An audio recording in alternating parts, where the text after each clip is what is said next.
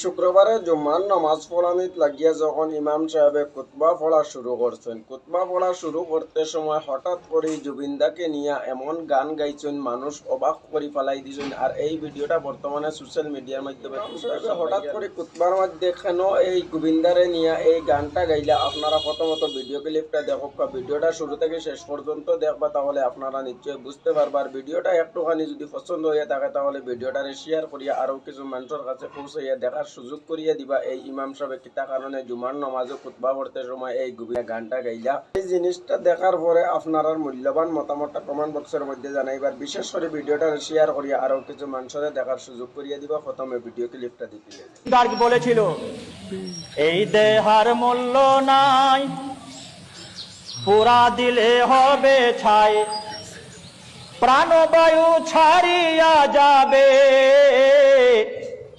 নদীর কূলে বাসর হবে অন্তিম কালে। পিতা মাতা সদর ভাই, এলায় আছে এলায় নাই, মানে আসামি ভাষায় বলছে, পিতা মাতা সদর ভাই, এলায় আছে এলায় নাই, সবাই তো ছাড়িয়া যাবে, আমারও যাইতে হবে সময় আসিলে। কয়েকদিন আগে আসামের একজন বড় সুপারস্টার মারা গেছে, তার নামটা আপনারা সবাই জানেন, জুবিন গার্গ। সে আগে যা গানের মাধ্যমে বিশ্ববাসীকে উপহার দিয়েছিল, মারা যাওয়ার দিন মনে হয় সেটা অক্ষরে অক্ষরে পালন হয়েছে। জুবিন গার্গ পুরো আসামের মানুষকে পাগল করে দিয়েছে, পুরো আসামের মানুষকে যেন কাঁদিয়ে চলে গেল। এত জনপ্রিয় থাকতে পারে একটা মানুষের, আমি ভাবতে পারিনি। জুবিন গার্গ যেদিন মারা গেলেন, তার লাশটা যখন প্লেনে করে গুয়াহাটিতে নিয়ে আসা হলো, অর্ধেকটা বডি প্লেনের ভিতরে আছে, অর্ধেকটা বাইরে বের হয়েছে।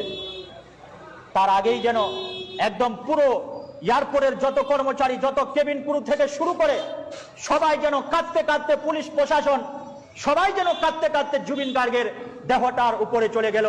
কেউ হাত বুলিয়ে দিচ্ছে, কেউ চুমো খাচ্ছে, কেউ কাঁদছে, কেউ অশ্রু সিক্ত হয়ে তার দেহটাকে যেন বিদায় দিল। তার হাজার হাজার লক্ষ লক্ষ কোটি কোটি মানুষ তার জন্য কেঁদে কেঁদে পাগল হয়ে যাচ্ছে।